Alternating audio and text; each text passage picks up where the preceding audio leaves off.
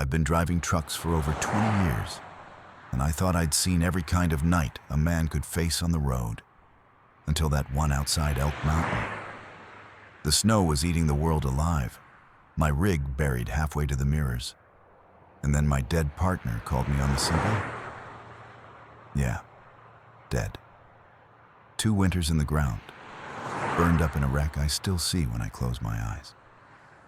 He said my name, clear as daylight, and told me to finish the drive. You ever hear a voice you buried yourself? You ever feel the road remember something you tried to forget? Because what I found out after that call, it changed everything I thought I knew about death, guilt, and the things that wait for us between mile markers. Keep your hands on the wheel and your lights on high, because if you've got the guts to ride this one with me, you're about to hear the story no trucker ever dares to tell.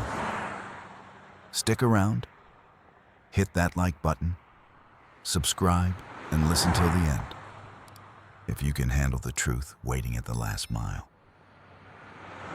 The interstate ran like a pale steel ribbon across southern Wyoming, vanishing into a white wall that kept leaning closer, closer, until the world became nothing but snow and sound.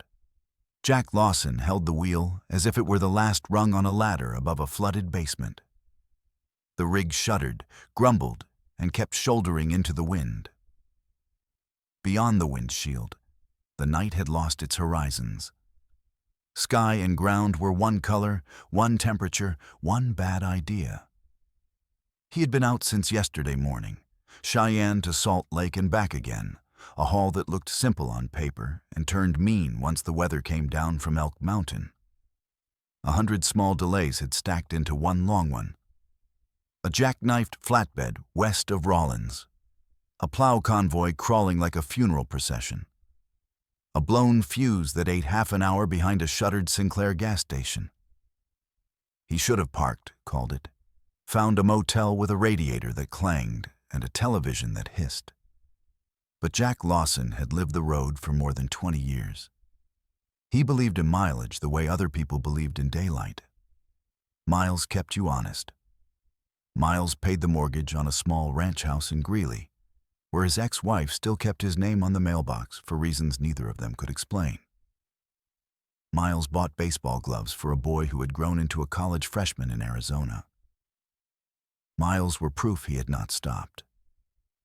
Inside the cab, heat pushed back against the cold in steady waves. It smelled like burnt coffee, diesel, and winter coats. A chipped travel mug wore a lipstick kiss of cocoa powder he had swirled in at the last truck stop. The powder never truly dissolved. It simply took turns rising and sinking like a promise. On the dash, the phone sat dead to the world. No bars out here between the high plains towns where the radio towers had decided life was too hard. He tapped the CB mic with a knuckle, the way you might wake a sleeping dog without wanting to get bit. Breaker, breaker. Anybody rolling eastbound, mile marker near Elk Mountain? Visibility's a joke. Lawson here, pulling doubles. Talk to me. Snow hissed back, polite as a funeral parlor. A male voice drifted and died, maybe a mile away, maybe a year. Jack let the mic dangle. The wipers worked like old men, slow and steady, smearing more than clearing. There were songs he played when the night got long, old country that never apologized for being sad. Blues that pretended they had made peace with the sadness, and then asked for another verse. He reached for the thumb drive out of habit, then stopped. The first notes that always knocked would be Cole's favorite. Cole Bennett, loud-mouthed and grin-drunk, who could talk a way station into calling it even. 2 winters back, Cole had ridden shotgun on a bad night over Parley's summit and never made it home. Jack felt that song coming like a ghost wind and let the stereo stay quiet. The wind got stranger. It dragged its nails across the trailer walls. Every gust pressed a different letter into the metal skin of the rig. A message written in a language made of pressure.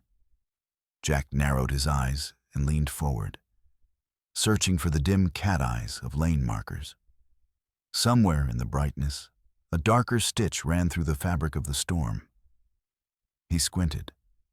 A fence post? A deer? The idea of a person stepped out of the snow, and instinct yanked the wheel before thought could lay a hand on it. The world skated sideways. The trailer waltzed without asking. Jack felt that soft, doomed slide that no amount of experience could interrupt once it started, and he rode it the way you ride a bad memory. Hands steady, teeth set. The rig kissed the shoulder with a sound like a drawn breath, then settled belly deep into the drifted median. The engine coughed a protest and went quiet. Silence fell, heavy and absolute. It carried his blood hammering with it, hid it somewhere under the snow. Jack checked himself the way old drivers do. Fingers, wrists, ribs that had been cracked by a fist once, a lifetime back in a bar outside Amarillo. Knees with their familiar ache. A bruise would bloom on his shoulder later, sure as dawn, but everything moved. He tried the ignition. The starter whined like a winter violin and gave up. He tried again, more to be polite than hopeful. Nothing. He shut it down and stared through a windshield that snow had already frosted into glass block. The CB sat there like a dare. He lifted the mic. Eastbound traffic. Anybody near Elk Mountain? I'm off the shoulder in the median. Doubles buried. This is Lawson. I'm fine. Just need the morning in a tow. He waited. Static answered, dry and endless. Okay, then. He set it to the dash, to the heater that ticked while it coasted down, to the idea of morning that always came, eventually. He slid into the bunk space, pulled the heavy sleeping bag over his legs, and lit a stubby emergency candle in a rinsed-out chili can. The flame lifted its chin and began to do its small, brave work. He took inventory the way a cook orders his pantry after the dinner rush. 2 bottles of water, 1 bag of jerky, peanut butter crackers, a thermos half full of what used to be coffee, a knit cap from a fuel island in Laramie, free with fill-up and attitude, a wool blanket with a cigarette burn shaped like a star. He put on the cap and the blanket and felt the mathematics of survival become less hostile. Outside, the storm kept writing letters on the rig. The wind said, "I am here." The snow said, "I am everywhere else." He tried not to think of coal, tried not to think of the night when ice had turned the lane into a mirror and the mirror had shown them falling. He tried and failed, and that was all right. There are rooms in a man that winter opens, whether he invites it or not. Time passed in the way the truck stop clocks pass it, without manners. Jack watched his breath curl and vanish. He dozed in shallow, stubborn increments. He woke in the middle of a breath that didn't feel like his and sat up, listening. Something tapped the roof. Once. He held still, like a deer deciding what kind of noise that had been. Twice. The second tap was slow and deliberate, the kind of sound a person makes when they want you to be sure it's them. The third time, it was a knock. Not loud, not threatening. A simple knuckle to metal, as if the storm had politely put on a coat and come calling. Jack's mouth went dry. He stared at the ceiling liner as if he could see through it, through the insulation, through the thin sheet of winter that lay there. The candle flame did a little bow and recovered. Wind, he told himself in a voice that hardly belonged to him. Ice settling, snow creep. He said all the phrases drivers use to keep sanity in its lane, and each phrase hit the glass and slid down, useless as frost. He eased forward, reached for the passenger door and cracked it to a fist's width. Cold knifed in and shaved his lungs. Snow flew at his face with the mindless eagerness of moths. He raised the flashlight and found nothing. just white to the horizon. The rim of the door glazed with a winter beard, the mirror feathered with rime. The roofline had grown a hat of snow so pure it looked like an untouched cake. He shut the door and leaned his forehead against it until the headache behind his eyes admitted it would wait. Somewhere in the storm, a shape moved and didn't. He felt it the way you feel someone standing behind you in a quiet room before you hear their breath. He looked at the CB because it was better than looking at the mirror. He clicked the transmit out of habit he didn't trust. Any unit westbound or eastbound? Say again your last. I'm off the shoulder. This is Lawson. He did not expect an answer, and so was free to be frightened when he got one. A whisper slid into the cab, soft as a glove sliding off a hand. It came not from outside, but from the speaker, where the volume knob sat turned to a notch he could not remember choosing. Jack. He felt the name in his spine before he understood it in his ears. The voice that carried it was low, with a rasp like a laugh held too long in the throat. A voice he had not heard since a night that rewrote him. Impossible, he said. Not to the voice, but to himself. Because you have to tell someone. Static fluttered. A long breath. Then again, under the noise, the shape of words.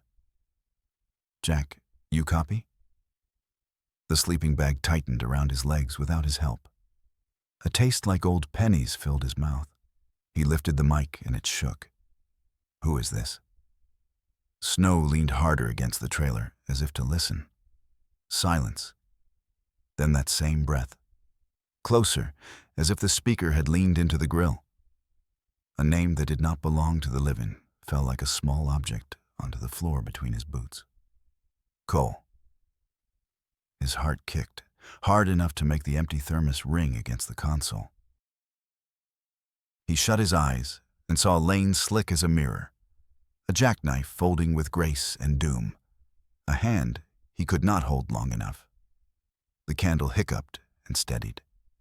The wind found a new seam and sang through it in a key you only hear on nights that change you.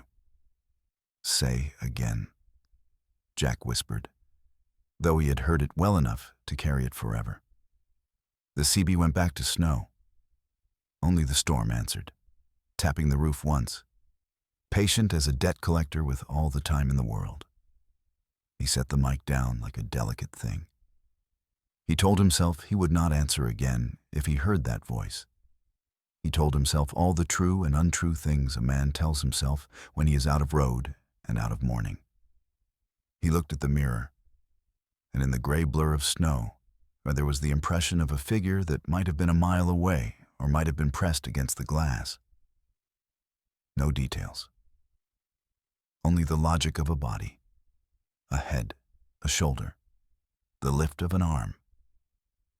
It raised that arm as if to wave him forward, and in his knees something old and stubborn gave a little. Jack Lawson had been scared before, of brakes that got soft on a mountain grade, of deer that made poor decisions, of the look a trooper gives you when he knows you're lying about your logbook. This fear felt different. It had his name on it, written in a hand he recognized. The candle burned. The heater clinked one last time, and was done. The night outside the glass pressed its face against the cab and breathed. He told the empty seat, "We wait for daylight." The seat did not disagree. The storm did not either. Somewhere in the bright dark, the roof received 3 slow, measured knocks, as if to say, "We'll see." When morning finally arrived, it didn't look like morning at all.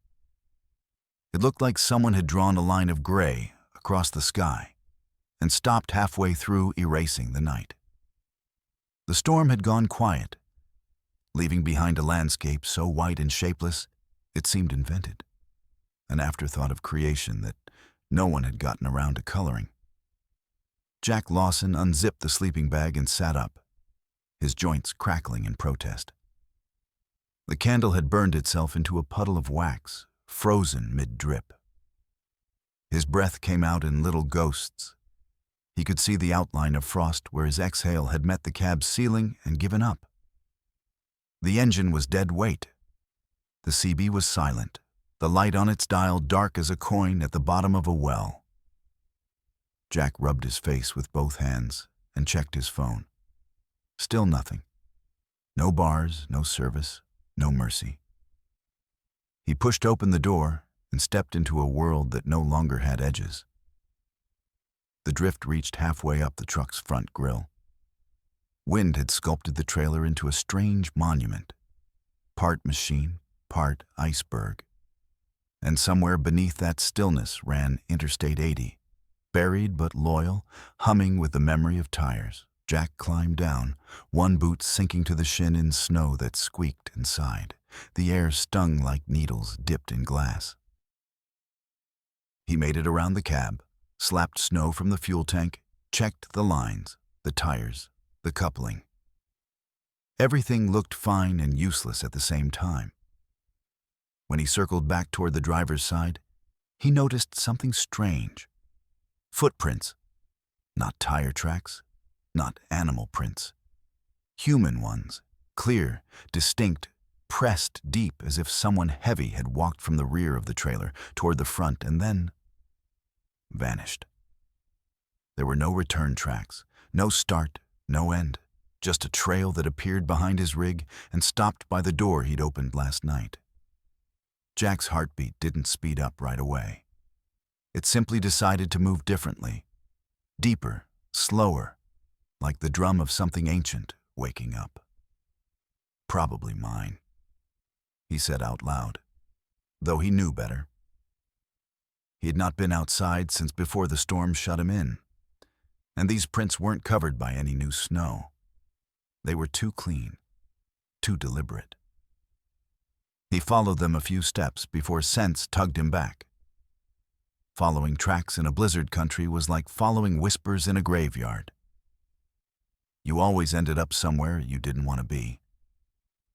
He stopped, turned back, and noticed something else. A faint smudge on the passenger window, as if someone had leaned a hand against it. The outline of the fingers was visible, spread wide, melting slowly under the weak light. Jack swallowed. "Nope," he muttered. "Not today." He climbed back into the cab and slammed the door harder than necessary.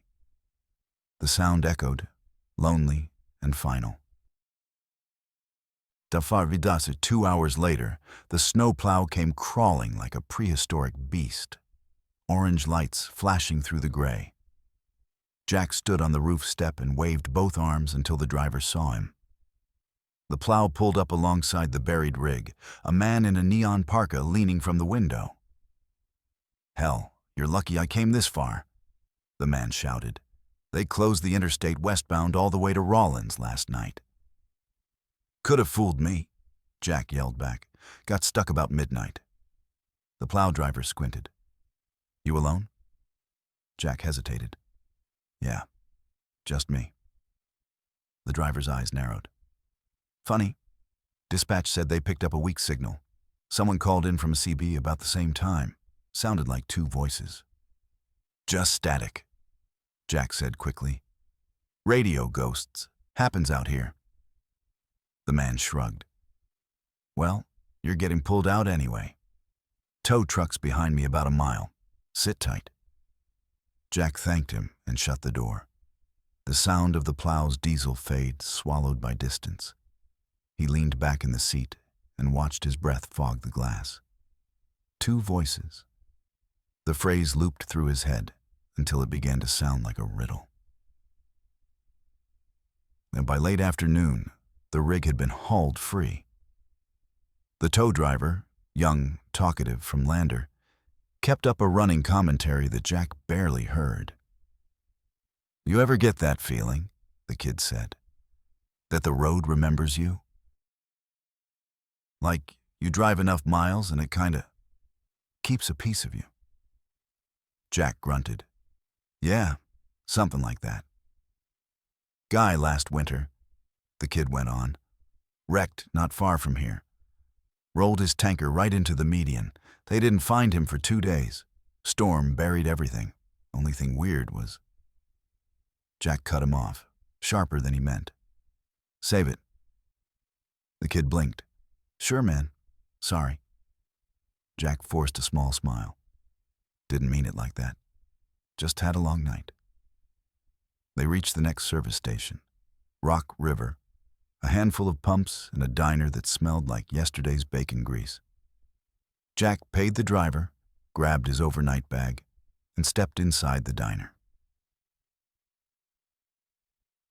Warm air hit him like a slow punch. The waitress behind the counter, mid-50s, dyed red hair, glasses on a chain, looked up and smiled. Coffee? She asked. Please, black. She poured from a pot that had been through more lives than most people. You one of the truckers got caught up in that whiteout?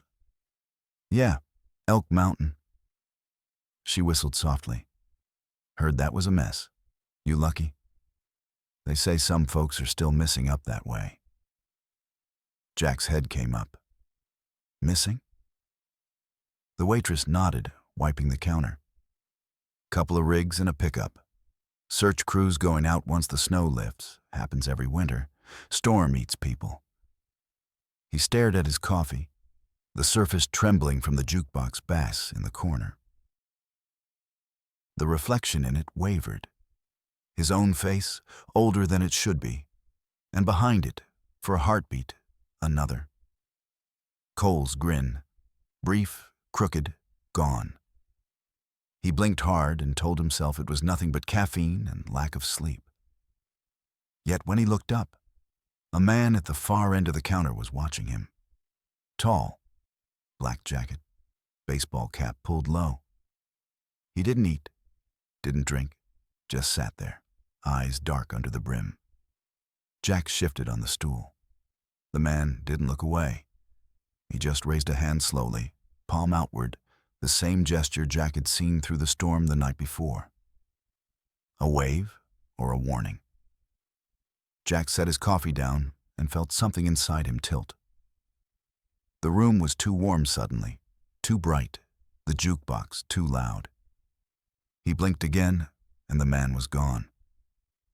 The waitress came over with a refill. You okay, hon? You look like you seen a ghost. Jack managed a thin smile. Maybe I have. But for that night, in a cheap motel off the service road, Jack dreamed. He was driving again, same stretch of highway, same storm, same weight in his chest. But this time the voice on the radio wasn't just whispering his name. It was laughing. Softly, almost kindly. The kind of laugh you give a friend before something terrible happens. Jack, it said, through the static and the snow. You left me out there. He jerked awake, gasping. The room's heater hummed. Neon light from the motel sign pulsed through the blinds. On the table, his phone screen lit up. No message, no call, just light. Then, slowly, words appeared.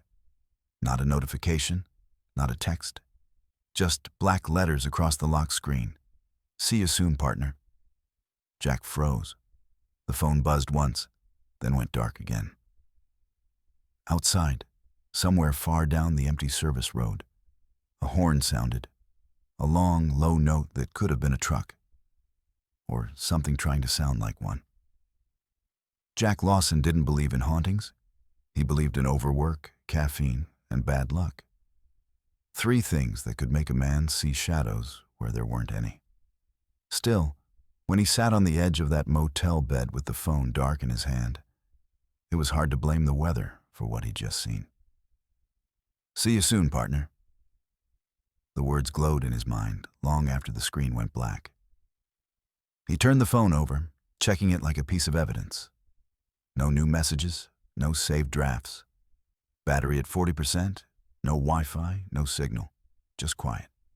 He told himself it was a glitch, that somewhere between the frozen pass and the fried charger cable, the phone had glitched. He'd seen weird electronic stuff on the road, CBs that echoed your voice back 5 minutes late, GPS units that thought you were driving through cornfields. But this felt personal, too specific to be static. Jack tossed the phone on the nightstand, lay back, and stared at the ceiling fan.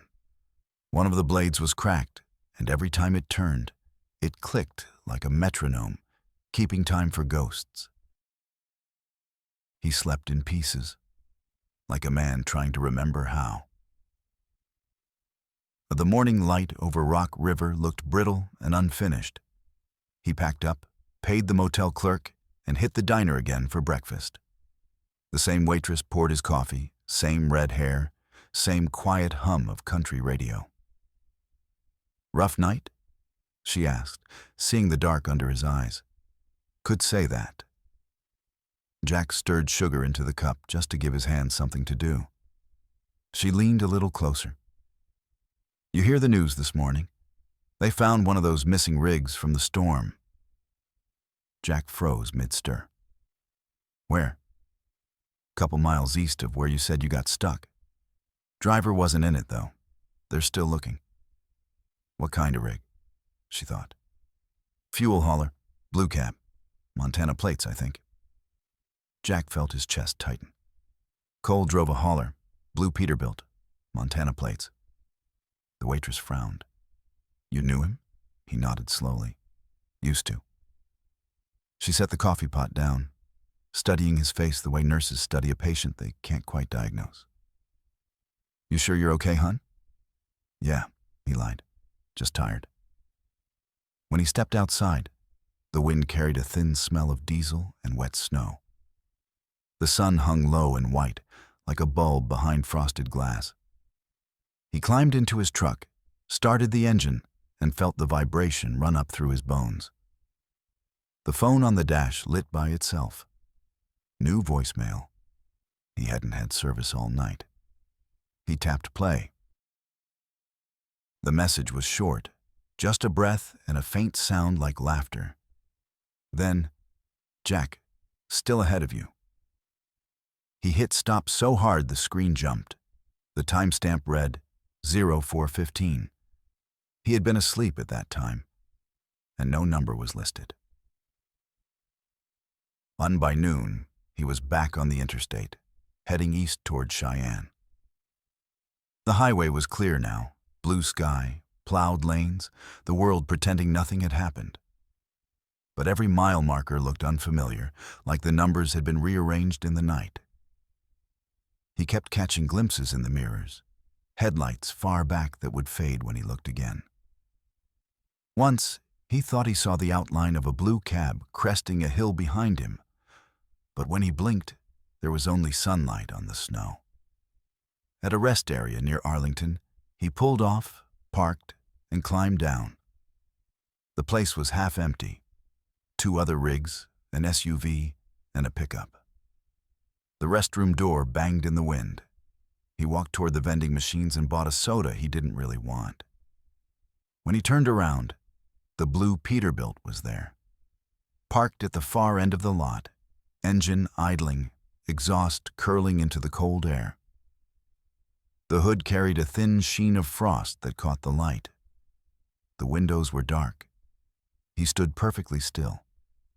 He knew every detail of that truck, the dent on the left fender, the sticker on the back of the cab that said, "Ride the Lightning." He'd helped Cole put it there the summer before the accident. Jack walked toward it, one slow step at a time. The hum of the vending machine faded behind him. The closer he got, the colder the air felt. His breath turned thick and heavy. "Cole?" His voice cracked halfway through the name. No movement. He reached the driver's side door. The handle was dusted with ice. He looked through the glass. The cab was empty. On the passenger seat lay a pair of sunglasses. Cole's aviators, the same brand, the same scratch on the left lens. Jack reached for the handle. The metal burned with cold. He jerked back instinctively, but when he looked down, his palm wasn't just red from frost. It was smeared with something darker. Grease, or maybe dried blood, thin and brown. He stepped away fast, heart thudding. The engine was still idling, soft and steady, no driver inside. Then, from the CB speaker mounted on the dash, came a faint whisper. "Should have stayed with me, Jack." The door slammed shut by itself. He stumbled backward, almost fell, then turned and ran for his own rig. When he looked over his shoulder again, the blue truck was gone. He didn't stop until he hit Laramie. Pulled into a service plaza, hands shaking so hard he dropped the keys twice. Inside, he went straight to the counter where a bearded man in a red jacket was talking to another driver. "You okay there, buddy?" the man asked when he saw Jack's face. "Blue Peterbilt," Jack said breathlessly. "Montana plates. You see it come through?" The man frowned. "Nope. Highway Patrol's been stopping rigs for inspection all day. Ain't seen any haulers since morning." Jack exhaled, sat down at the nearest table, and pressed his palms to his eyes. He could still hear the idling engine, still smell the faint sweetness of antifreeze. His head buzzed with the sound of the voice, soft, teasing, too alive. He knew then that he couldn't just keep driving east and pretend it was over. Whatever this was, guilt, grief, madness, it wasn't finished. It was calling him back. He checked his phone again. Still no signal. But the screen was warm to the touch, like something breathing behind the glass. Though that night, he booked a room in another roadside motel. Smaller, cheaper, with walls thin enough to hear the neighbors cough. He sat at the little desk with a notepad and began to write, something he hadn't done since his divorce. He wrote down everything he remembered from that night 2 winters ago, the night Cole died. They'd been hauling tandem tankers over Parley's summit, snow coming down sideways, black ice under the powder. Cole was in front, radioing updates like a man trying to keep himself awake. Then a patch of glare ice near mile marker 42. Cole's rig fish-tailed, jackknifed, rolled once, twice, disappeared into the dark. Jack had pulled over, scrambled down the embankment, shouting until his throat bled. The cops said later Cole had probably been killed on impact. Jack never saw the body. He'd blamed himself, said he should have warned him earlier, said maybe he'd been too slow on the radio. But guilt is a road that never ends. You can only choose where to stop for fuel. Jack stared at the last sentence he'd written. His handwriting looked like someone else's. He closed the notebook and sat in silence. Then came the sound. A low rumble outside, too even to be thunder, too close to be the highway. He went to the window. The parking lot was empty except for his own rig and one set of fresh tire tracks leading away from it. But he hadn't moved the truck since he checked in. The phone buzzed again, face down on the desk. He picked it up with a shaking hand. The lock screen was black, except for a single word in gray text. 42. The same mile marker where Cole's rig went off the road. The same number that haunted every dream since. Jack stared at the screen until the light dimmed. He whispered, "What do you want from me?" The phone buzzed once more. Softer this time, almost sympathetic. Then, faint and delayed, came a new line of text. To finish the drive.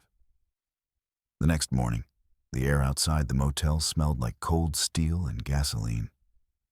Jack Lawson stood by his truck, the phone heavy in his pocket, the word 42 still echoing in his mind like a tolling bell. He didn't know what scared him more, the possibility that something supernatural was happening, or the simpler truth that he might finally be losing his mind. Either way, there was only one direction left to go. Back. He climbed into the cab, started the engine, and pointed the rig west, back toward the mountains. back toward the mile that had taken everything. Orkaskunar. And for the first 100 miles, the drive felt normal. Too normal, like the road was pretending. The sky was the kind of pale blue that comes after a storm, innocent and empty, as if nothing bad had ever happened there. Trucks passed him heading east, their drivers raising 2 fingers in the habitual salute.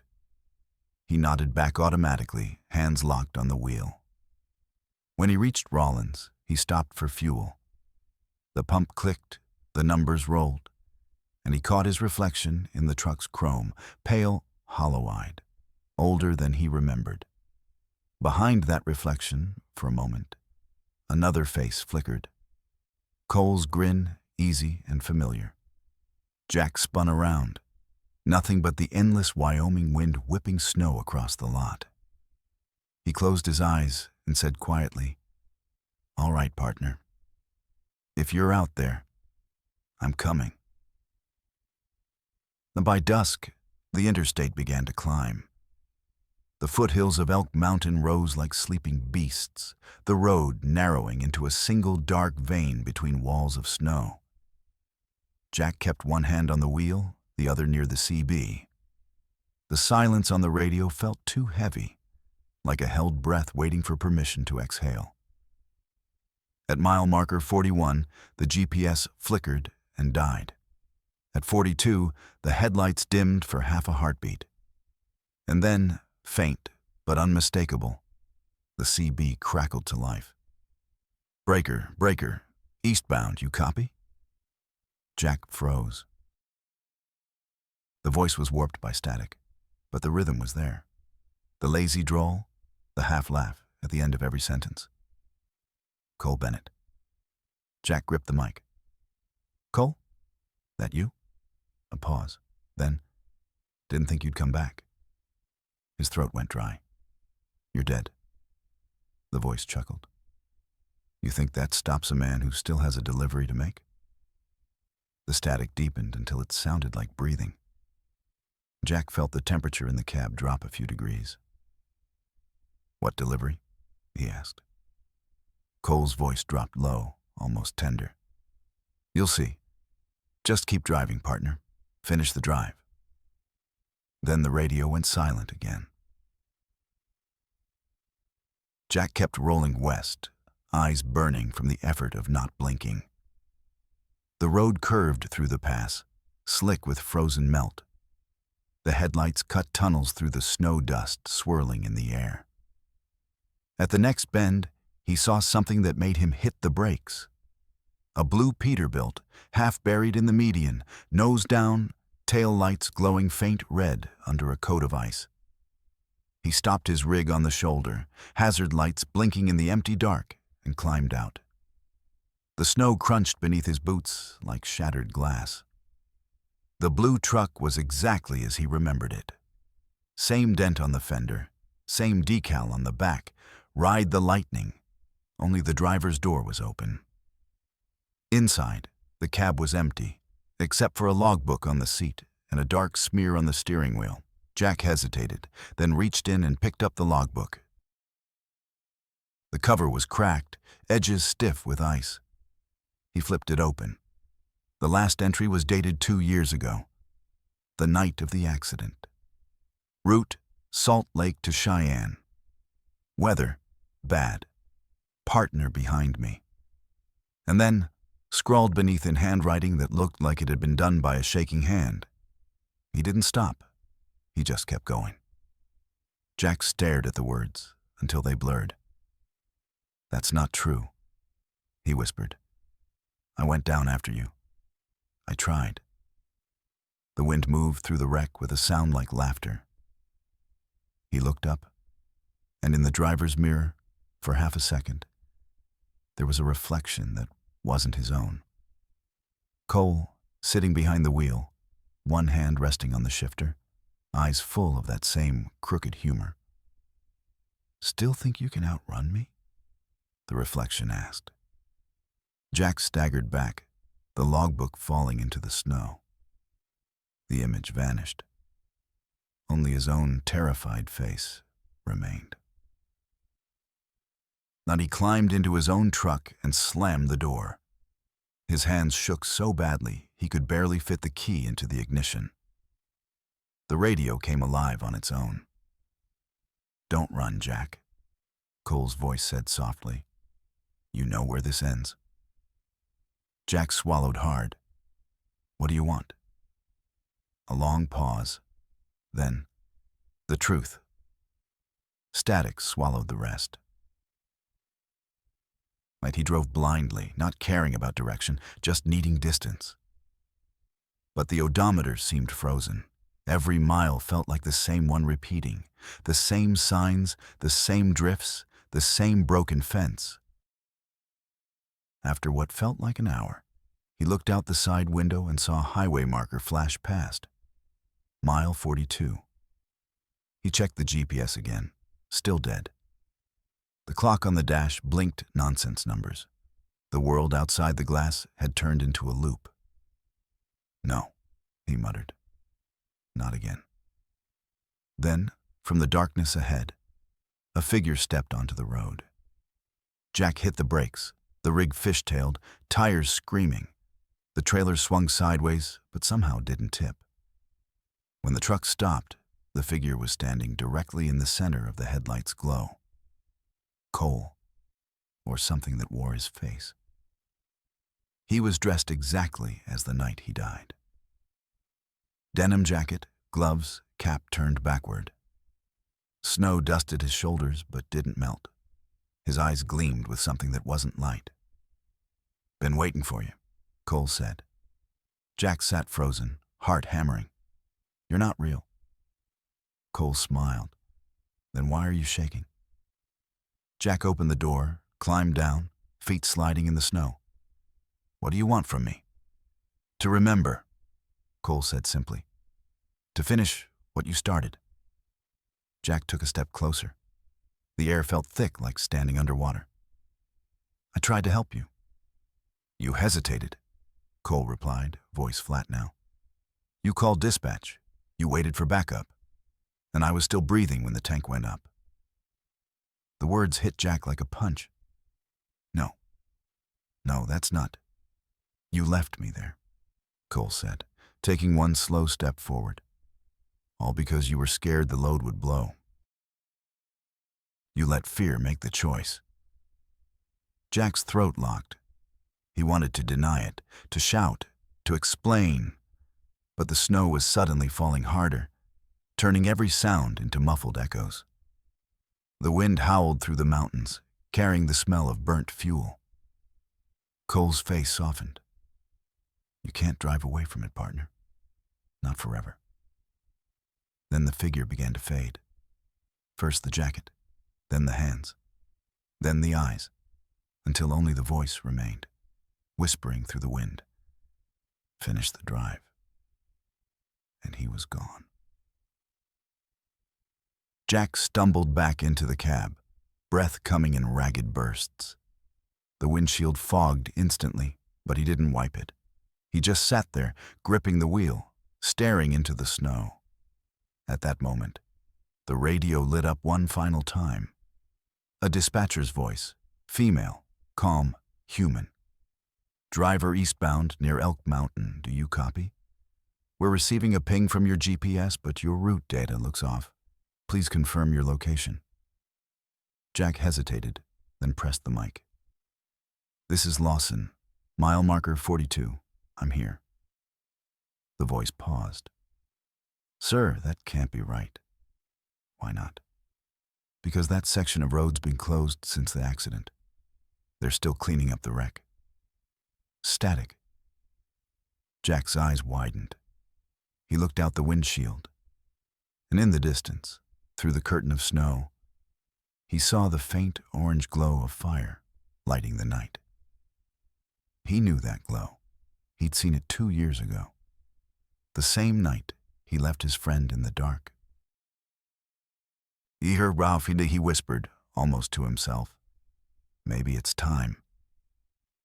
He shifted the rig into gear and rolled forward, the headlights cutting into the swirling white. The wind roared, the flames grew brighter, and somewhere in the storm a voice murmured, "Softer now, almost forgiving. Let's finish this, partner." The truck disappeared into the light. Fire writes its own weather. It pulls wind into its mouth and exhales heat that bends the air, turns snow into steam and steam into ghosts. As Jack rolled toward the glow beyond mile 42, the storm peeled back as if it had always been a curtain, and he had finally tugged the right cord. The pass opened on a pocket of night that should not have existed anymore. Flares stuttering along the shoulder. A trooper cruiser parked at an angle with its light bar bleeding red and blue into the whiteness. A wrecker idling with its hook down. A tanker on its side like a sleeping animal with a wound in its belly. Flame licking up from torn metal and spilling orange across the drifts. The smell grabbed him by the throat before the heat reached his face. Diesel and antifreeze, rubber and winter pine. A bouquet that never leaves you once it has your name. Jack eased to a stop on the shoulder and set the brake with a hand that still knew what to do when the heart forgot. He expected sirens, voices, the quick chaos of people doing their best. But the scene breathed in slow motion, like a dream that had forgotten about time. The trooper stood still beside the cruiser, her profile cut from blue light, breath pluming steady. The wrecker driver didn't move. The fire cracked and danced, but made no sound. Snow fell with the care of a tired nurse. He knew this night. He also did not know this night. Both truths rode the same wind. He opened the door and climbed down, boots sinking to the ankle. Heat slid across his cheeks and then receded, as if the fire had turned its face to judge him and then lost interest. He walked toward the trooper, raising a hand. "Officer?" She looked through him, not past him, through him, as if he were the air that carried the cold. Up close, he could read the stitched name on her jacket. A. Morales. Her eyes were focused beyond him, toward the overturned tanker. Her lips parted, and this time sound arrived, thin and delayed, like it had traversed a long tunnel. "Dispatch, this is Unit Delta 9. At the scene on the eastbound, near Elk Mountain. One tanker on its side, active fire, possible entrapment. I need another engine and a foam unit. Road closure at mile marker 41 eastbound." Jack remembered the name from the reports. Avery Morales, new to the Wyoming Highway Patrol at the time, calm under pressure. He had shaken her hand in a fluorescent room later, and she had said all the right things about doing what you can with the moments you are given. He turned toward the wreck. The tanker lay broken along the median, its belly open, metal petaled back like a flower that had bloomed wrong. Flames licked up and over, soft as a cat grooming itself, and then flared with sudden hunger at the seam where fuel met air. A second trailer had stuck upright, a drunk lamppost swaying at the knee. "Cole," Jack shouted before he could decide he would. The name landed in the snow with a thud and no echo. From the cab of the overturned truck came a sound. Not a cry. A cough. The kind of ragged breath a man takes when his ribs argue with the effort. Jack ran. Heat pressed him back. His eyes watered. He reached the passenger side where the window had spiderwebbed. Through the fractures he could see nothing. Smoke. The shape of the wheel. The suggestion of a man. "Cole, it's me. Open your eyes, partner." He pounded the glass with a fist that went to bones a long time ago. A voice drifted from the CB mounted askew on the dash inside the wreck. It wasn't Cole's. It was a woman's voice, calm and clipped. "Hauler 27, this is dispatch. Repeat your last. We're seeing your dot east of Rollins, but somebody's cloning your route. Confirm you're alone." The radio in Jack's own rig crackled behind him. Through the engine heat and the wind and the fire, he heard it answer itself, his own set speaking with a mouth it hadn't been given. Dispatch, this is Lawson. I'm at mile 42 with the rollover. Driver's alive. He's breathing? Avery Morales took a step, as if she had heard that voice too. She raised her shoulder mic. Copy, Lawson. Keep distance. Foam unit is en route from Laramie. Do not approach the spill. Do not approach. Jack had heard those words before. He had obeyed them. He had obeyed fear. He looked back at the tanker and saw a detail he did not remember. A pickup nose-in on the far side of the wreck, buried to its bumper in a drift, hood up like a shout. Snow had already cuffed its tires. A tail light hung loose on the right, swinging with the wind, one dim red wink, then dark, then red again. The kind of broken light you notice too late in the fog. Did you hit him? Jack murmured, words frosting in the air. Or did you just watch? The pickup's hood shuddered, closed by a hand he could not see. The driver's door opened to nothing. Then, impossibly, it drove. Tires bit the snow as if the road beneath had thawed just for it, and the truck crawled away along the median, climbing a service cut Jack had never seen. He stumbled after it, then stopped. The wind carried a sound from the wreck that cut him in half. Jack, Cole whispered from the CB he couldn't reach. No laughter now. No tease. Only the kind of voice a man uses when he has accepted a truth and would like to offer you the chance to accept it too. Help if you can. If you can't, finish the drive. He swore softly. The kind of prayer that doesn't pretend it believes anything except motion. He turned and ran back toward his rig. When he grabbed the door, it moved with a life of its own. The cab light bloomed. The phone on the dash lit. No bars, no carrier. Just a notification that wasn't a notification. Manifest retrieved. The words slid, rearranged, and spelled something else. CarePoint Cheyenne. Generator fuel. Children's shelter. Jack felt something inside his chest shift position. 2 winters back, Cheyenne had lost power in a storm that ended in headlines. He remembered news footage, a cinder block shelter on the south side where volunteers had handed out blankets and prayers. He had been hauling fuel to a distribution yard that fed municipal contracts. Cole had been ahead of him. Same route, same load. They were the line between light and dark for a building full of kids with no place else to go. Finish the drive. He flicked the keys. The engine caught. He could have told you the number of vibrations per second by touch. He eased off the brake and pulled around the wreck, staying on the shoulder where the heat felt like a living animal breathing against his door. He raised the mic. Officer Morales, he said, and hoped she would hear him across whatever distance separated the living from the revisited. This is Lawson.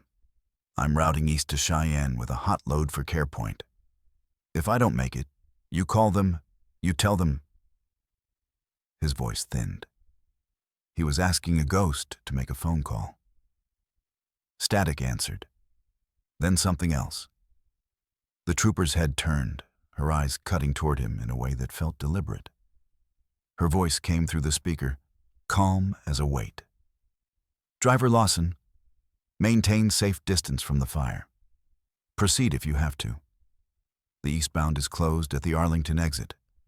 Use frontage until the all clear. There is an obedience you give the reasonable. There is another you give the voice that shows up when you do not deserve it. Jack signaled out of habit to no one, eased onto a narrow road that had never been there in daylight, and felt his tires bite hardpack hidden under drift. The pickup's broken taillight winked ahead, a low red star hopping, dodging, guiding, or luring, he did not know. He followed its ghost through a corridor of snow-hung pines. The interstate noise fell away. The world narrowed to 2 ribbon tracks, and the steady insistence of the engine humming that ancient hymn of torque. He passed a sign whose letters had been eaten by ice. Another, lower structure hove out of the dark. An old way station with its windows boarded, roofline listing. The pickup nosed around back and vanished into absence like a trick. Jack parked under the sagging awning and killed the lights, letting his eyes take the dark on its own terms. Wind scrolled a hiss across the plywood. Something metal clanged in a rhythm too patient to be accident. He climbed down, the cold leaping into the cuffs of his sleeves, and shouldered through a door whose latch had given up winter a few seasons ago. Inside, dust, stale oil, the flake of old paint on cinder block, a desk, a filing cabinet, a cork board with the ghosts of thumbtacks. The beam of his flashlight found a ledger book swollen with damp. He set it on the desk, brushed snow from it with his palm, and opened the cover. The first pages were cubic yards and axle weights. Then the handwriting changed, grew nervous, less official. Notes left by whoever had been the last to lock the place at night. Storm ate the pass again. Pray for the drivers. Saw a pickup with one red eye drift east on the median. Couldn't catch the plates. Hauler flipped at the burn turn. Trooper Morales on scene. A final line, gouged hard enough to tear the paper. He was not alone. Jack ran his thumb along the words until a splinter of paper bit his skin. He looked up at the door as if memory might walk through wearing boots. The weight of those 4 words settled on his shoulders, heavier than a winter coat. If Cole had been clipped, nudged, forced, if the first domino had not been in his hands, then the story he had told himself for 2 winters straight had been both true and not true. He had hesitated. He had believed the order to hold back when foam was minutes out and fire seconds in. But he had also carried a blame that belonged to more than one set of footprints. He heard it before he felt it. An engine easing up behind the building. Not the pickup. Deeper. Familiar the way a laugh is familiar across a crowded bar. He stepped into the doorway, and there it was in the mirror of his own side window. The blue Peterbilt idling behind him, paint haloed by frost, exhaust a slow white pulse. The cracked aviators sat on the dash as if they had never left that spot. The decal winked. Ride the lightning. Jack didn't turn. He watched it in the glass the way you watch a shy animal in the tree line, more likely to bolt if you look it in the eye. "Partner," he said, voice low. "If you got pushed, show me. If I did you wrong, say it plain. I'll take it. Either way, I'm finishing the route." The blue truck's headlights brightened a fraction, as if nodding. The broken red eye of the pickup glowed once from the trees and was gone. Jack climbed back into his seat and eased the rig around, nose east. The frontage road, a white ribbon no cartographer had admitted existed. The radio clicked without his touch. "Cheyenne Care Point," a woman's voice said. The steady kindness of someone who has learned not to ask for miracles, but to be ready when they show up anyway. Backup generator at a quarter. Forecast says the grid won't hold through morning. Any drivers out there with fuel on board, God keep you. We've got kids wearing blankets for coats. Jack closed his eyes. He saw a gymnasium with cots in rows, the winter on their faces like a second skin. He saw Cole winking across a snow-gnawed cab, mouthing a joke to steam his air. He put the truck in gear. Snow whispered under the tires, and the pass behind him stole its light back from the wreck, as if closing a book. In the mirror, for one breath, a figure sat in his passenger seat, cap backward, grin softening with something like pride. "You always needed a chase car," Cole said. "Keep the jokes coming." Jack answered. And it did not matter that he had spoken to air. The cab felt less empty than it had felt since a different winter. They rolled east, engines singing, the world narrowing to the small, honest work of staying between two white lines only he could see. Somewhere behind him, the pickup with one red eye prowled in the trees. Somewhere ahead, a city slept with one light on and waited for fuel to become heat and heat to become mercy. The frontage lane merged into a County 2 lane that could not possibly be there. A faded green sign announced a town that had never had a vote. The CB murmured the names of exits as if reading from a page no longer printed. At the crest of a long black rise, the snow thinned to a gauze veil, and the stars showed their teeth. Far beyond, where the plains gathered themselves into the idea of Wyoming giving up at last, a smear of sodium light rose like dawn, made by men. Cheyenne. Jack tightened his grip and smiled into the cold that crept again from the windshield. "Let's finish it," he said. In the mirror, the blue truck tucked in behind him like a brother. The city lights looked close enough to touch, a low gold shimmer resting on the horizon. Jack Lawson had followed phantom roads before, but never one that led him home. He could almost believe this was just another night run. Cheyenne ahead, paperwork waiting, coffee cooling in the cup holder. Almost. The CB crackled once, quiet as a sigh. "Still with me, partner?" Jack didn't flinch this time. He kept his eyes on the twin streaks of blacktop winding east. "You're here, aren't you?" A laugh rolled out of the speaker, soft and dry.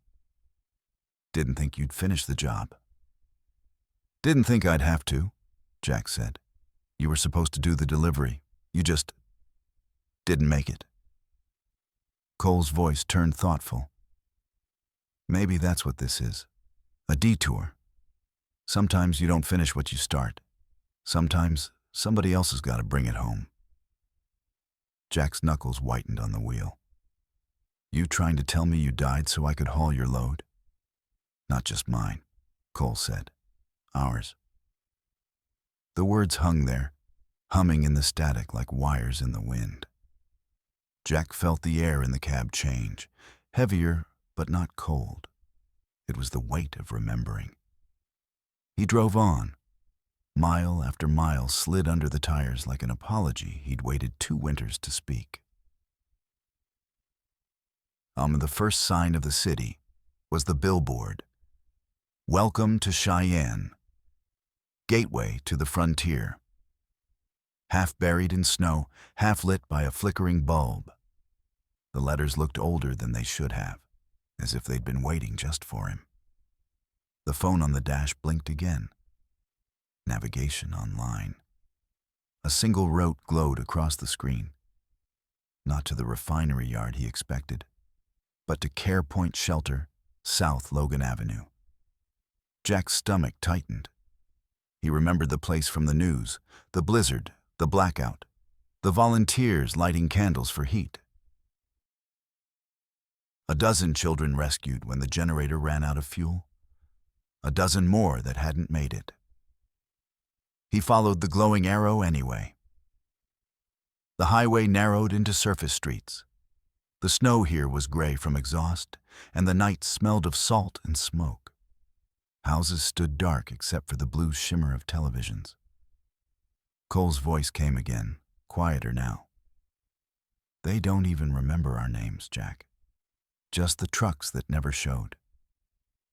"Maybe they don't need to," Jack said. "Maybe they just need the heat. Then let's give it to them." He turned off onto Logan, passing shuttered storefronts and a church sign blinking, "Stay warm inside, coffee and prayer." The shelter appeared ahead, a squat brick building with a sagging awning. A single porch light burned above the entrance. Jack pulled into the lot and cut the engine. The silence that followed was too complete. The world felt paused. He climbed down, breath fogging in the freezing air, and went around to the fuel lines. The tanker metal still radiated a faint warmth from the climb down the mountain. Or maybe that was just his hands shaking. He connected the hose to the intake pipe near the building's generator unit. The first rush of fuel sounded like thunder under the snow. Inside, lights flickered. Then another hum joined the night. The low, steady churn of the generator kicking alive. The building exhaled heat through the vents, and yellow light bloomed in the windows one by one. Jack leaned against the tanker, eyes burning. "We did it," he whispered. The CB inside the cab came to life without him. "Good run, partner." He looked up sharply. The voice wasn't coming from the truck this time. It was right behind him.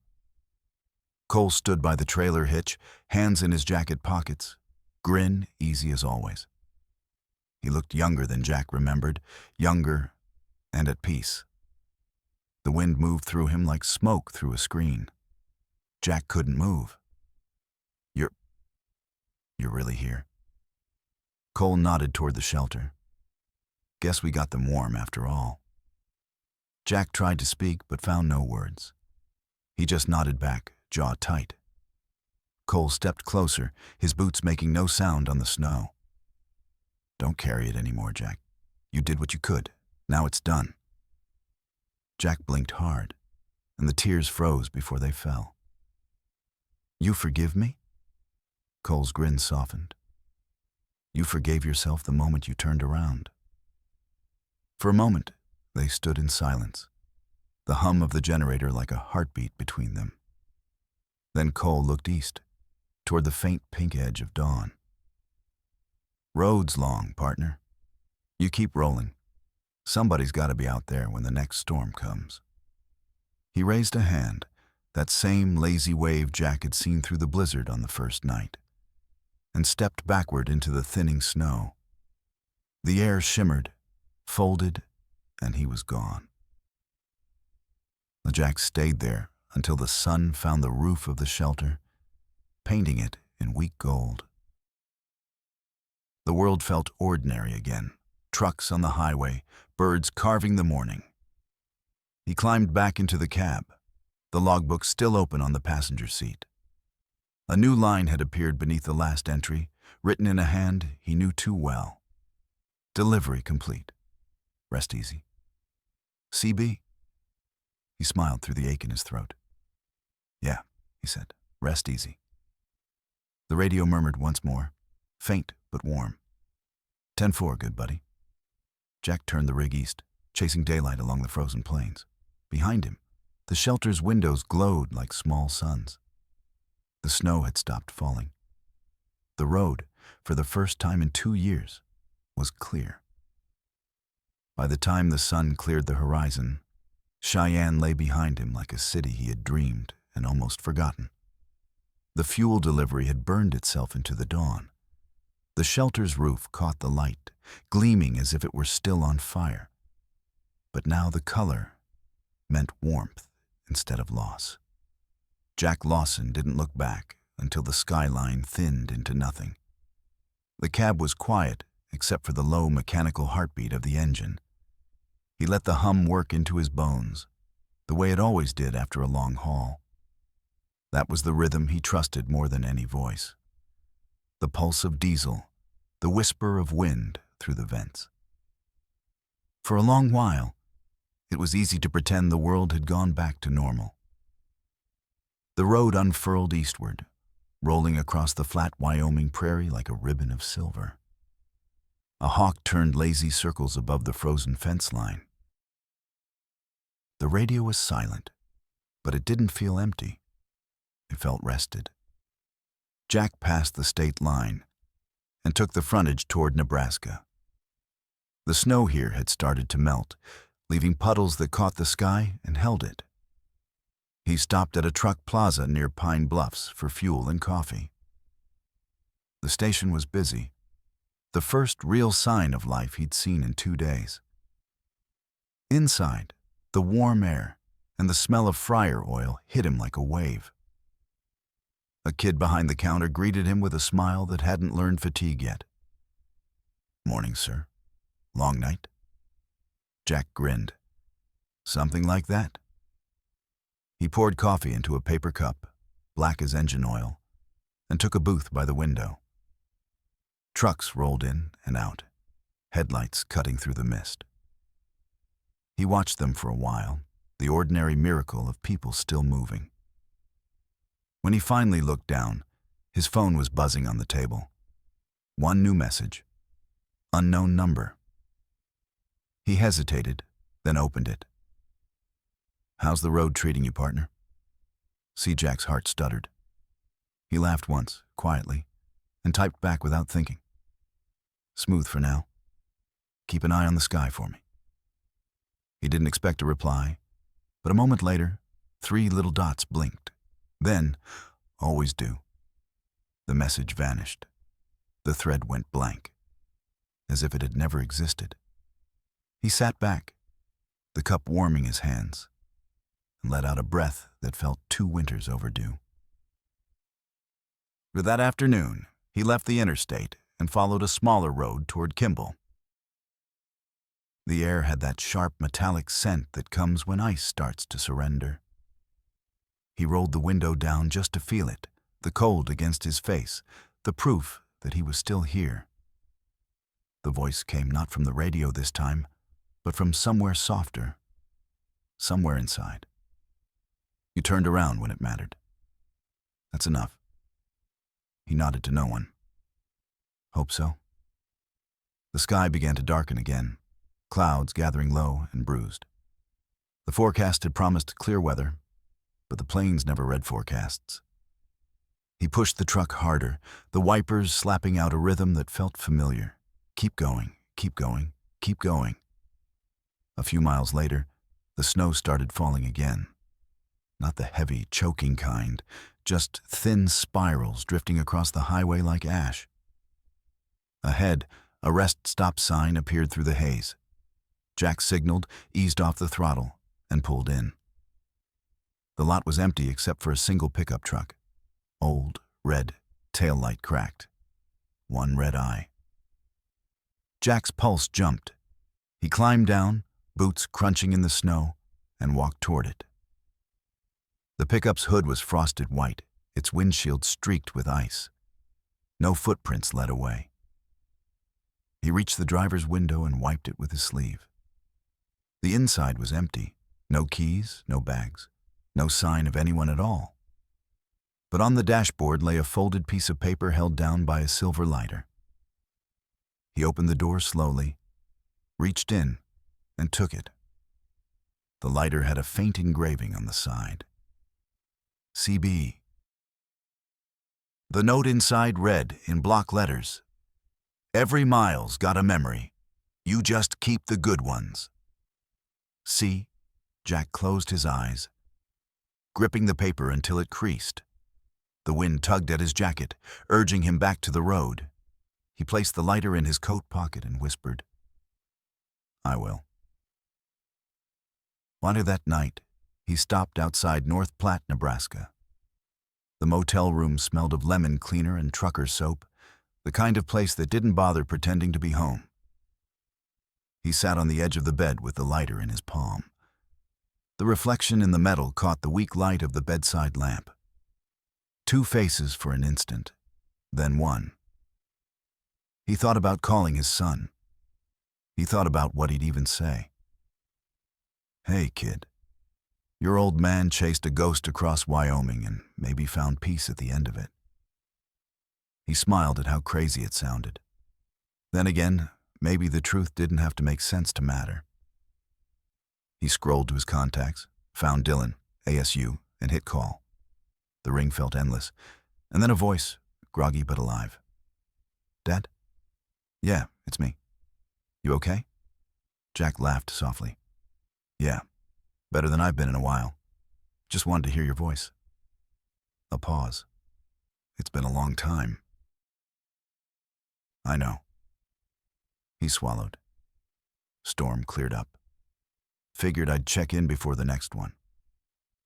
They talked for a while, about classes, about the truck, about nothing and everything. By the time they hung up, Jack's chest hurt in that good, tired way that only comes after something starts to heal. He set the lighter on the nightstand beside the logbook. The flame decal on its side caught the lamplight and glowed. Outside, the wind rose and fell like breath.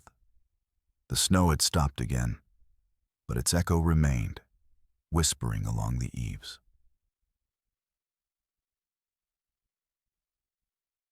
Jack slept deeper than he had in years. He dreamed not of wrecks or whiteouts, but of an open road under spring rain.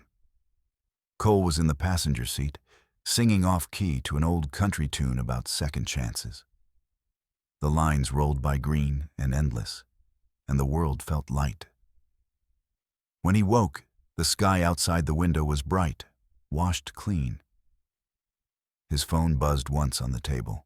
No message this time, just the quiet hum of a signal returning after a long absence.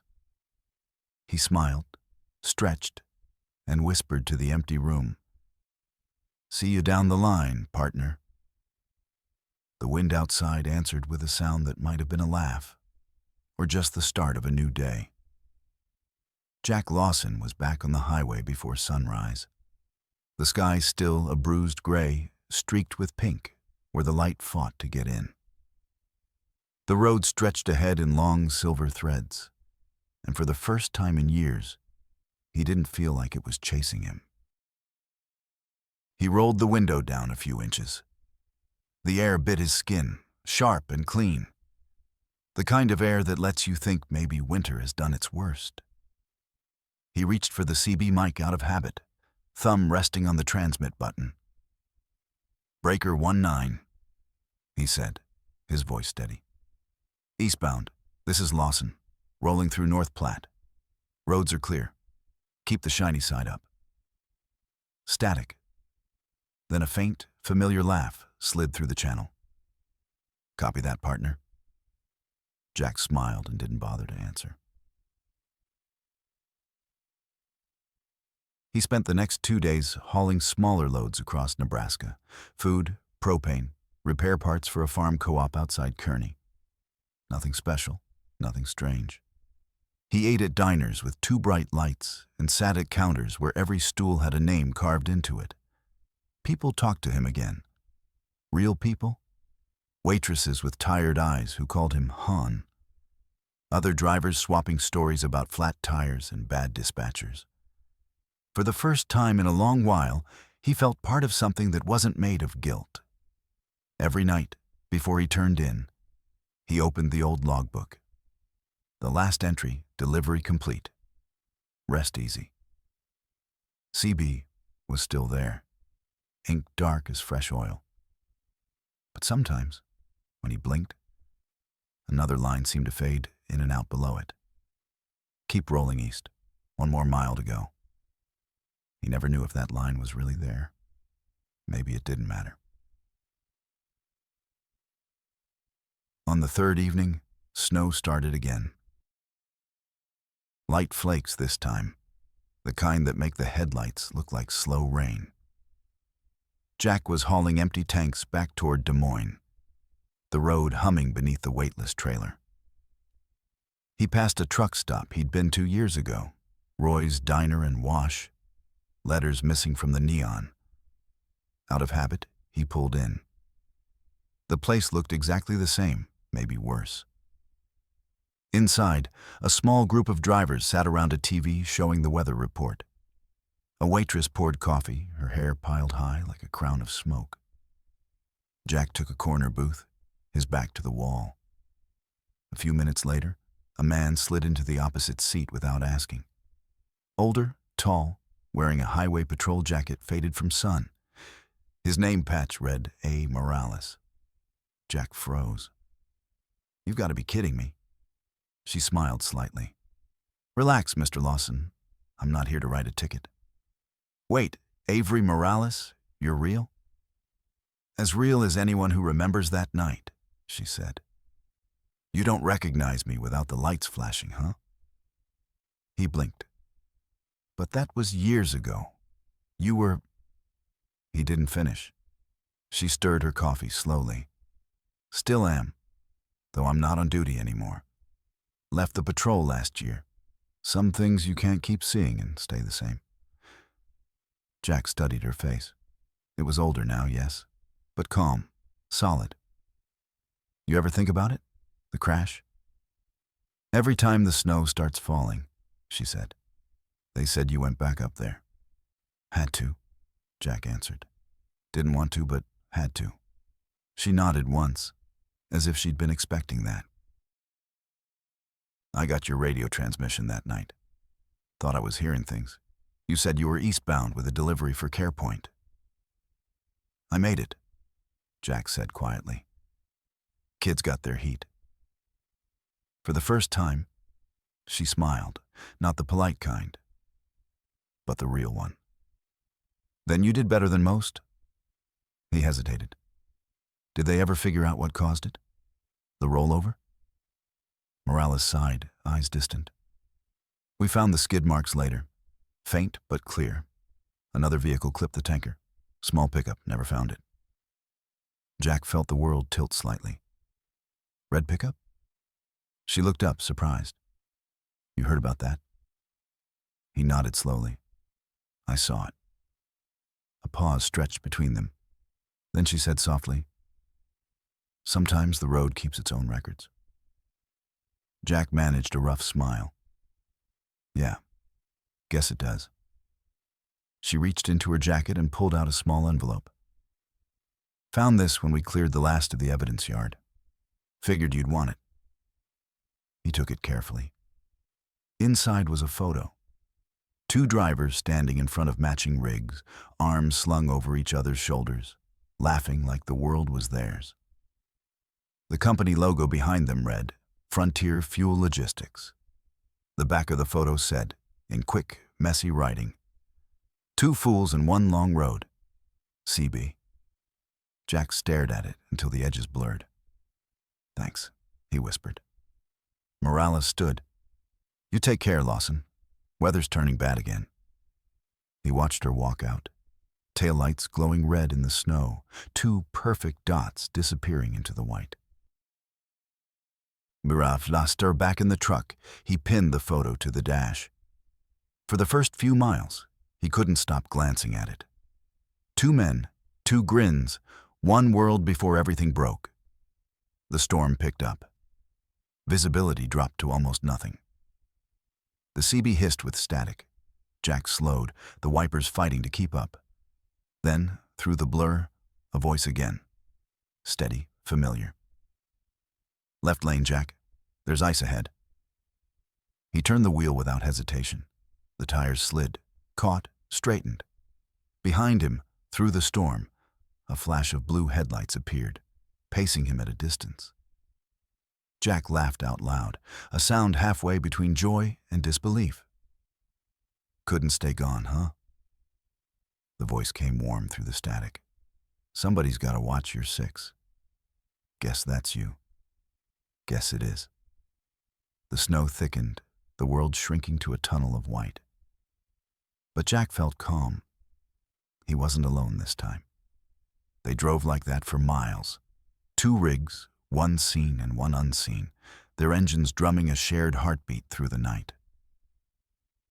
An hours later, the clouds broke. The moon hung low, silver and quiet. The snow turned to glitter across the road. When Jack checked his mirrors again, the blue truck was gone. Only the open highway stretched behind him, smooth and unbroken. He touched the lighter in his pocket, felt the engraving under his thumb, and smiled. Somewhere beyond the next hill, dawn waited. He eased the throttle, steady and sure, and said softly to the empty cab, "Keep rolling east, partner." The road answered with a hum of tires. Low, even, alive. The storm had thinned to a memory by the time Jack Lawson reached Iowa. What was left of it floated lazily through the dawn, just enough to make the world shimmer. The radio whispered fragments of weather reports, road closures, static-laced songs, the same soundtrack that had followed him his whole life. He'd been driving for nearly 16 hours. His logbook said he should have stopped long ago, but the road felt different now. Lighter, forgiving. Each mile didn't weigh the same anymore. At a rest stop outside Des Moines, he parked, killed the engine, and sat in the quiet. The truck ticked as it cooled, metal relaxing. In the side mirror, the sunrise stretched long fingers across the snow, turning it into molten gold. Jack took the photo from the dash, him and Cole, younger and stupidly fearless, and studied it again. They'd been standing in front of their first rigs, same pose, same grin. Two men certain they'd outrun the world. He remembered what Cole had said that day. If we're still doing this when we hit 50, we better be rich or dead. Jack chuckled softly. Well, you got one right. He tucked the photo back into the visor and poured himself coffee from the thermos. It was cold, bitter, perfect. Later by noon, he'd crossed into Illinois. The sky had cleared completely, a pale winter blue that felt honest. The truck rolled smooth. The CB was quiet until a voice, young and tired, broke the silence. Breaker 19, any eastbounders got ears on? Got a rookie hauler out of Omaha here. First long run, tires icing up near mile marker 58. Could use some advice. Jack picked up the mic without thinking. Copy that, rookie. You got traction chains? A pause. Negative. Boss said road would stay dry. Jack grinned. Bosses lie. Pull over, knock the ice off your flaps, keep your RPM low, and don't ride the brake. You'll make it. Appreciate it, the kid said. You sound like you've been doing this a while. Long enough to know every bad decision starts with, I'll be fine. The kid laughed. Copy that, old-timer. Handle for you? Jack thought a moment, then smiled. Call me Ghost. Ghost? That's badass. Thanks, Ghost. Maybe I'll see you down the line. Count on it, Jack said, setting the mic back on the hook. The channel went silent again, but the cab didn't feel empty. Somewhere in the mix of static and wind, he swore he heard Cole's laugh. Proud, approving. Irie stopped for the night in a little town off Interstate 80, a place that barely had a name and didn't seem to mind. The motel neon buzzed, half the letters dead. The clerk handed him a key with a number carved instead of printed. Inside, he laid the lighter, the logbook, and the photo on the nightstand like relics. The lighter caught the lamplight and threw it against the wall. A flicker, a reminder. He sat down on the bed and pulled out the notebook he'd started keeping since that night on the mountain. The first pages were just scribbles, rambling fragments about snow and guilt and ghosts. But the newer pages were different, calmer, clearer. He wrote slowly, February 23rd, clear skies, delivered the run to Care Point. Roads are good. Maybe I'll head south when I'm done with this route. Heard Texas is warm this time of year. Maybe call Dylan again next week. Tell him about Cole. Maybe tell him everything. He stared at the page, the pen trembling just a little. Then he added, the road doesn't forget, but it forgives if you keep driving. When he set the pen down, the heater clicked off. The silence felt complete, soft around the edges. That's when he heard it, faint, from somewhere deep in the CB speaker. A low hum, then a voice, steady as ever. 10-4, Ghost. Keep her between the lines. Jack looked up. The radio light glowed green for half a second, then went dark. He smiled. Roger that, partner. At sunrise, he was already loading a new run, Nothing big, just industrial drums headed to Ohio. The dispatcher handed him the route sheet and said, "You sure you don't want a few days off, Lawson? You've been burning it hard lately." Jack slipped the paper into his jacket. "Days off don't suit me. Road's still got room." The dispatcher shook his head. "You old-timers are all the same." "Yeah," Jack said, smiling. "Lucky for you." He climbed into the cab, the familiar creak greeting him like a handshake. The dash photo caught the morning light. He touched it once for luck, then turned the key. The truck rumbled to life. Outside the window, the plains opened up. Miles of flat gold stubble and blue sky so wide it looked like forever. The kind of horizon that forgives you if you let it. He merged onto the interstate, gears clunking smooth. The radio hissed quietly, just static now. But behind the noise there was something else, a rhythm, almost music. Cole's voice, distant but clear. "Keep rolling, Ghost. You're doing fine." Jack laughed, shaking his head. "Yeah, I hear you." The wind slipped through the cracked window, bringing with it the smell of thawing earth and diesel. He breathed it deep. Somewhere behind him, the ghost of a blue truck followed for a few miles. A shimmer in the side mirror, a companion made of light and memory, and then faded into the sky. Jack Lawson kept driving east, the road unspooling before him like forgiveness made of asphalt and sun. He didn't look back. He didn't need to.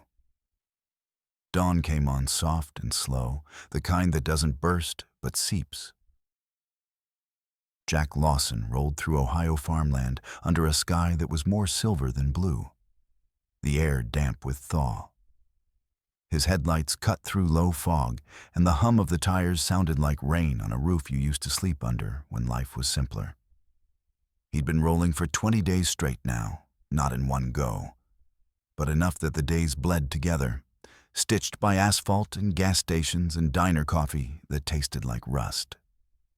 The old ghosts had quieted. Even the radio static seemed at peace. The last run of the season waited ahead, a short haul to Columbus. After that, he'd promised himself he'd park the rig, visit Dylan in Arizona, maybe fix up the old ranch house in Greeley, maybe even sleep in his own bed for more than a night. The thought made him smile. It had been years since he'd used the word home without irony. A rest area sign appeared through the fog, and Jack eased off the throttle. The lot was almost empty, just a few cars, a semi or two sleeping under the sodium lights. He parked near the edge, killed the engine, and stepped out. The morning air was cool, clean, and still. Somewhere far off, a train whistled. One long note, low and lonely. He took his coffee thermos, walked to the guardrail, and stared out over the fields. The world felt bigger than it had in a long time. Bigger and kinder. He sipped the coffee and thought about Cole, about Morales, about the kid on the CB who'd called him Ghost. About how every person on the road was just another version of the same story. Moving, surviving, trying not to freeze when the world turned cold. He took the lighter from his pocket, thumbed the engraving, and flicked it open. The flame stood steady in the windless air. "For the miles," he whispered, and then blew it out. Down and back in the cab, he started the engine, the rumble deep and reassuring. The CB clicked once, and a voice, faint, familiar, almost playful, came through. "Eastbound, this is Ryder. You still out there, Ghost?" Jack froze, then chuckled. "Yeah, still here. Thought you'd gone quiet." "Can't keep a good partnership down," Cole's voice said, clearer now, warm and amused. Jack rested his hand on the mic, but didn't press transmit. "Guess not," he said softly. "Headed to the big yard?" "Columbus, After that, who knows? Maybe I'll let the wheels cool off." Cole laughed. "You won't. You were born rolling." "Maybe. But even the highway's got to end somewhere." A long pause. Then make it a good one." The radio went silent again, but the cab stayed full of sound, of memory, of air that didn't feel empty anymore. By afternoon, the fog had burned off. The highway wound through bare trees and towns that blurred into each other, gas stations, billboards, motels with their signs half lit. Somewhere near Columbus, the traffic thickened, and Jack eased into the slow river of vehicles. He delivered the load at a distribution yard on the city's south edge. The foreman, a big man in a wool cap, signed the paperwork and said, "Appreciate the quick haul, Lawson. Weather's been killing our schedules." "Happy to help," Jack said, meaning it. He lingered a moment after the trailer was unhitched. Usually, this was the part he hated most. The silence after the work, when there was nothing left but distance. But today it felt different. The silence wasn't a hole. It was a rest. He climbed back into the cab and looked at the photo on the dash. 2 men, 2 smiles. The past caught forever in one good day. "Guess we made it," he said. The wind rattled the mirror gently like a hand on his shoulder. Far into that night, Jack took a back road out of town, the kind that still had telephone poles leaning like drunks and fields that ran right up to the fence line. The stars came out in careful handfuls, and the truck's headlights carved their steady path ahead. He didn't have a route sheet this time. No schedule, no load. Just open road and a map in his head that didn't care about destinations. When he reached the county line, the CB sparked once more, not words this time, just a hum, a low, familiar tune. It took him a second to recognize it. The same off-key country song Cole used to sing when the nights got long. Jack found himself humming along. The cab light flickered, brightened, and settled. The road stretched on, wide and endless, under a sky so big it could carry both the living and the lost. He rolled down the window. The wind was warm for February, almost gentle. "Keep me company, partner," he said. The CB clicked twice, once for yes. Miles later, a sign appeared on the roadside. "Thank you for driving safe. See you down the road." Jack smiled, raised 2 fingers to the sky, and eased the truck into the eastbound lane. The horizon ahead glowed faint orange, not fire, not danger, just dawn again, waiting. He felt no ghosts this time. No fear, only motion. He reached for the mic one last time and said, "Breaker 19. This is Ghost, eastbound and empty. Roads are clear, skies wide open. See you on the next run." Static answered him, soft as breath. Then a voice, light as wind through pine. 10-4, good buddy." Jack grinned. 10-4, Cole." He drove on until the horizon swallowed the last of the night. The highway became the sky became the road, and the road went on forever. Thank you for listening to this story. If you enjoyed it, please give it a like, subscribe to the channel, and share your thoughts in the comments. Your support inspires new stories and keeps the wheels turning.